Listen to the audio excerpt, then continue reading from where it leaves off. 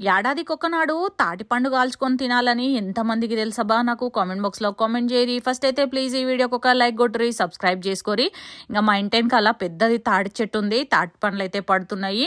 ఈ తాటి పండ్లు అన్నీ కూడా నైట్ టైం పడుతున్నాయి అబ్బా, డే టైంలో ఒక్కటి పడతలేదు. నెల రోజుల నుండి ఎదురు చూస్తున్న ఒక్క తాటి పండు అన్న కాల్చుకుందామంటే అస్సలు కుదరతలేదు. ఇక తాటి పండ్లు వస్తే మా దోస్తులు కూడా వచ్చేస్తారు. చూస్తున్నారు కదా ఎంత బాగా పరిగెత్తుకుంటా వెళ్ళిపోతుందో. ఇంకా ఈసారి వర్షాలు లేకపోయేసరికి చాలా పాములు అయితే బయటికి వచ్చేస్తున్నాయి. చిన్న చిన్న పిల్లల్ని స్నేక్ సొసైటీ వాళ్ళైతే పట్టుకొని తీసుకెళ్లిపోతున్నారు. ఇలాగ మంచి ముచ్చట మాట్లాడదామని అనుకుంటున్నా. మన చుట్టూ ఉన్న పర్యావరణాన్ని మనము కాపాడుకోవాలి. చుట్టూ ఉన్న జంతువులను గాని చెట్లను గాని మనం కాపాడాలి.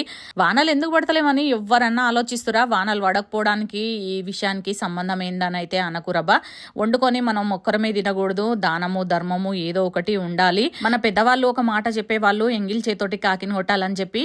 మన చుట్టూ ఉన్న పర్యావరణంలో జంతువులను గాని అన్నిటినీ మనము ఒక అంట కనిపెట్టాలి. వాటికి ఆకలి అయితే ఉంటది కాబట్టి కొంచెం భోజనం పెట్టాలి అన్నట్టు చెప్పడం మర్చిపోయినా. ఈ వీడియో అయితే యోగా డే రోజు అనమాట. మాకు యోగా డే రోజు ఇక్కడ టిఫిన్ పెట్టిరు, వడలు పొంగలి స్వీటు అట్లనే చట్నీ పెట్టిరు. నేనైతే అవి తినట్లేను, కొంచెం డైట్ చేస్తున్నా, అందుకని చెప్పేసి పెసరట్టు వేసుకున్నా. నా చేతులు ఏం కనపడ్డా మా సోనిగాడు తింటా తింటా అంటున్నాడు అనమాట. Thanks for watching, bye.